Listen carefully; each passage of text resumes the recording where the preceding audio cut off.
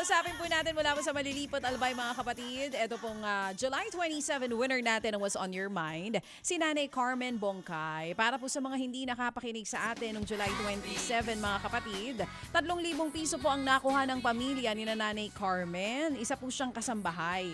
Single mother, 4 po ang anak nito na pinag-aaral. Si nanay nga po ay naikwento niya, naglalakad lang siya, di ba? Yun ang sinasabi niya. Yung pong kanyang panganay na anak ay 22 years old, 4th year college, 16 years old naman po yung sumunod, grade 12 student, 13 years old yung isa, grade 8, 12 years old, grade 7. 1,300 pesos po ang sweldo ni nanay kada linggo.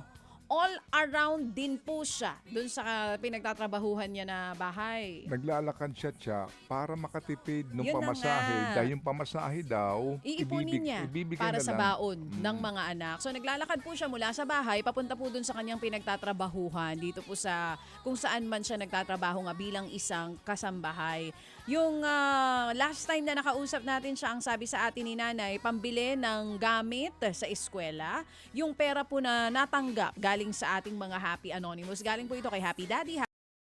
Bumili din po ng bigas si nanay. Papakita din po ni nanay yung video kung saan man siya namamasukan. Papakita niya rin po sa atin yung kanilang mumunting tahanan.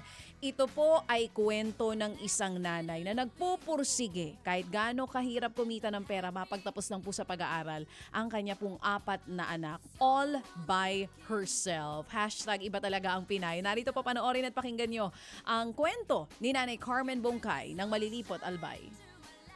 Good morning po. Papunta na po kami sa school. Ito yung isa sa mga anak niya. May Ito nga po video. pala ang nilalakad namin papuntang paaralan at pauwi sa amin. Oo, ayan na sila. Naglalakad. Ang haba, no? Ilang kilometro kaya ito? Nasa main highway na po sila, mga kapatid. Pero maayos Ito na nga ang po, tsura ng mga anak niya. Ha? Oo, yes Ako naman. ang bahay ng aking amo. Dito po ako nagtatrabaho ng 10 years. 10 years na nakasambahay. Oo.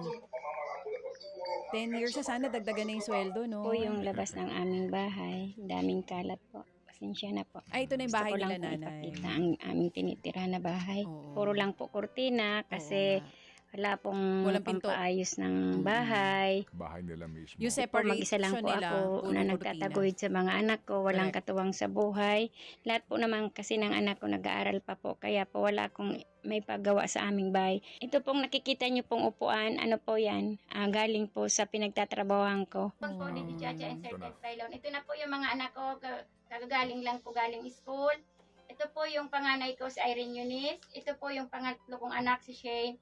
Ito po si Raquel, ang pangalawa kong anak. At ito po yung bunso kong anak na si Rayusha Roca. At ito naman po ang aking apo na si CK. Tulog na tulog po. Nagpapasalamat po ako at ang aking pamilya at napili niyo po akong matawagan. Lola na pala. Malaking tulong na po ito sa aking pamilya. Amen. Ito na, namimili na sila ng mga pagkain. Ayan. O, tumitingin-tingin ang mga pambaon ng bata. Nandun sila sa biscuit section ng grocery, mga kapatid. Ayun si nanay, oh. Oo. Ito po, namimili na, nag-grocery. Hindi ba kailan kaya siya huling nakapag-grocery ng ganyang kadami? Oo. Ito pa po yung iba pa na ayan. Nasa silang area. Siyempre, bibili din ng shampoo. Sabi ng DTI, baka di yan basic necessity. Pero, hello. Ito na po yung pinamili kong mga May ano po. bigas. Ito yung 10 kilos na bigas. Dalawang 5 kilos pong bigas. At saka ito po yung gatas. Gatas po ng apo ko. Mga pangbaon po ng anak ko. Saka ito po may kape, may shampoo, conditioner, at saka sabon. Ito po may asukal pa akong nabili.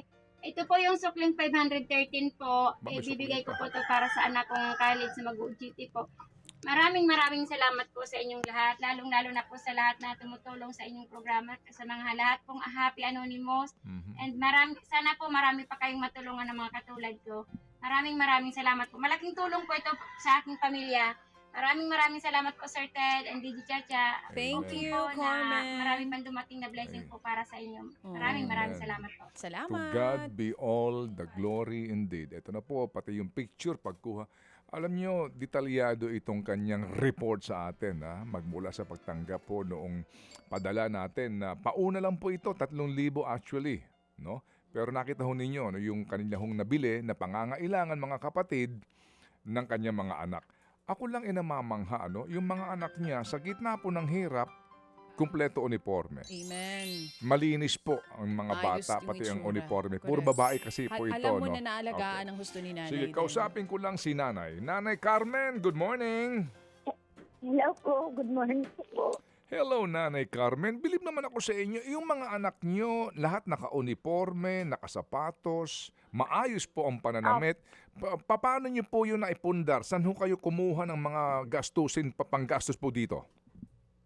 Ako po certified kahit po ako solo parent. Pinaghahandaan ko po talaga sa pang-school po ng mga anak ko po.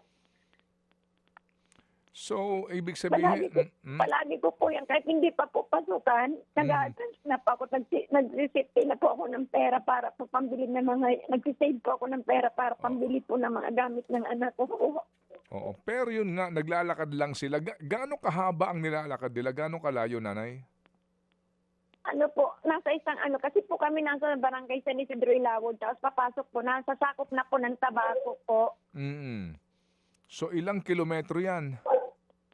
Malayo po kasi po kung maghahaban-haban po, 20 pesos po ang pamasahe ng isa po. Wala bang jeep na masasakyan? Pwede po, kaso po bababa din po, lalakad na naman po papuntang school. O kasi kung habal-habal, motorsiklo, delikado yun.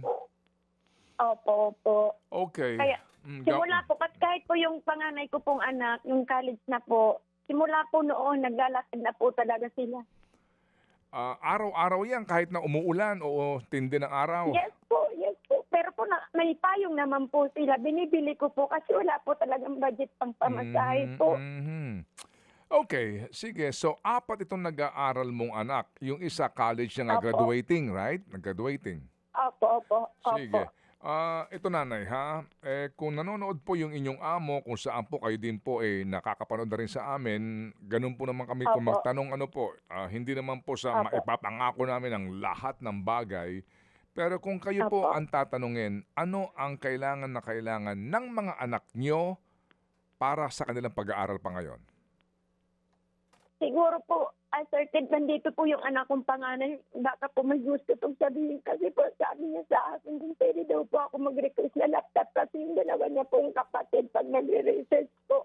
Nakikidayo po sa mga classmates niya. Okay, sige. Andyan yung panganay nyo? Opo, karga Okay. niya po yung anak niya po. Kasi Okay. po, dinala niya po dito sa pinapasukan ko kasi po pupunta siya ng school. Ano po ang pangalan po ng pangalan nyo anak?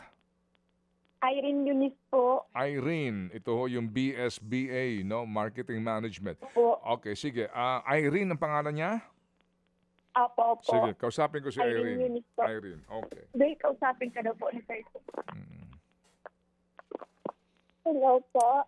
Irene, good morning sa iyo. Ang sinasabi na nanay mo, kailangan mo ng laptop? Yes po, kasi po, ngayon pong graduating po ako, mag-research din po ako. Tapos mag-edit din po ako ng mga namin sa OGT. Tapos kailangan din po kasi ng grade 7 kong kapatid kasi nasa STE po siya eh. So ibig sabihin, itong laptop, hindi lang ikaw makikinabang kung hindi pati ang mga kapatid mo? Opo. Alright. Ilang laptop ang kailangan mo? Hindi, joke lang ha. Hindi. Tawa naman tayo dyan, Irene. Tawa naman tayo dyan. Okay, sige. Kailangan mo ng laptop, tama? Okay, sige.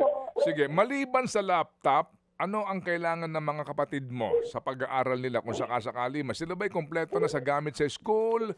Ano bang kailangan? Importante. Yung importante po, yung isa po pong kapatid, wala na pong phone, nasira na po. Anong kailangan? Walang Phone ano po? po. Phone. Ha? Phone. Nasira daw ang phone ng isa naman niyang kapatid. Okay, sige. Sino itong kapatid? Si Shane po. Ilang taon na ito? Ilang taon si Shane? Nakikita na si Shane na rin ako. Ha? 13 Yung, po. yung 13, yung sumunod, yung pangatlo, oo, yung grade 8. Opo. Okay po. Sige. So we will do this one thing at a time, all right? Ganito muna, ha? Opo. Sige.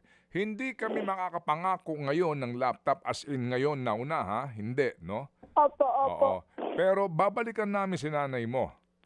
Give us a few, give us maybe tomorrow, maybe Monday. Opo. Pero ngayon pa lang, masasabi namin na makapagpapadala kami ng cash sa nanay mo, kung maaari lang, yung mga kapatid mo, matulungan muna doon sa kanilang pagkukommute, no?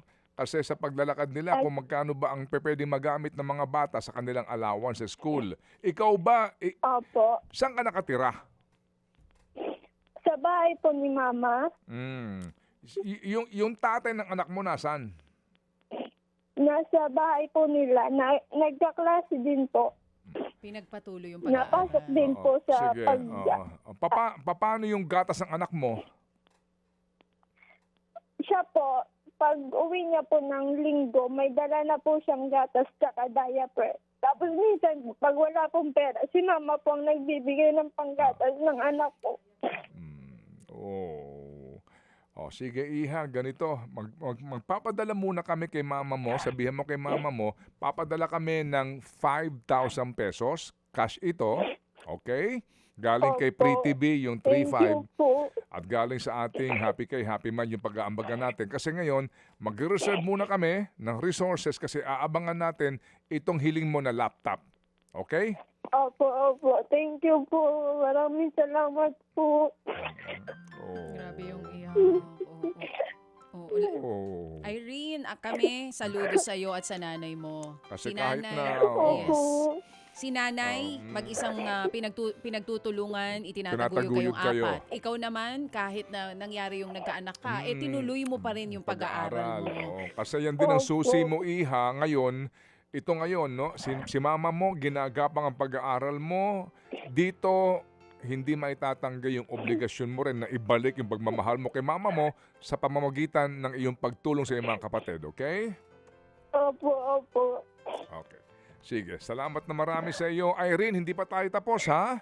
Oo, tatawag Opo, kami ulit. Thank you po. Maraming salamat po. Salamat din sa iyo, Iha, sa iyong sakripisyo para sa iyong kinabukasan. Sabihin mo kay mama mo, tatawag ang aming staff at para doon sa 5,000 na aming pahahabol, kayo na ang bahala sa inyo, kung saan nyo balak gamitin, okay? Salamat na marami sa iyo, Irene. At si Nanay Carmen. Grabe, no? Bonkay, baby girl. Alright. So our mission today, Yes. Oplan, panibagong laptop. Okay, so abangan niyo po. Either tomorrow or on Monday. Abangan mga kapatid.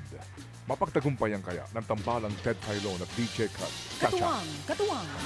Ang ating mga Happy Anonymous. Katuwang. Ang ating mga staff dito sa True FM. Sa ating pong patuloy na paghahanap ng mga pamilya na karapat dapat pong tulungan. Ito ho ang ating hinahanap. Gaya po ng aming sinabi po sa inyo kahapon. Nako, Kami po baby. naghahanap Oo. ng mga tulad po nila Nanay Carmen, tulad po nitong si Irene, na itinataguyod po ang kanilang pundasyon para sa kanilang kinabukasan. Edukasyon, pag-aaral, and that is our mission. Mga kapatid, mula po sa ating mga Happy Anonymous muli, thank you very much po sa lahat po ng mga nagpaparamdam sa amin dahil dadaloy po ang biyaya sa pamamagitan po ng ating pong programa at sa pamamagitan po ng gabay patnubay ng dakilang may likha. Mga kapatid, patuloy po kayong tumutok sa 105.9 True FM para sa totoong balita, impormasyon, music, and entertainment. Mag-subscribe sa aming YouTube channel at podcast at sundan nyo kami sa Facebook, Instagram, X at TikTok sa True Network PH. Bisitahin din po ang aming official website, truefm.ph. At panoorin din kami sa True TV Signal, Channel 19. Kami po ang 105.9 True FM. Laging true sa'yo, kapatid.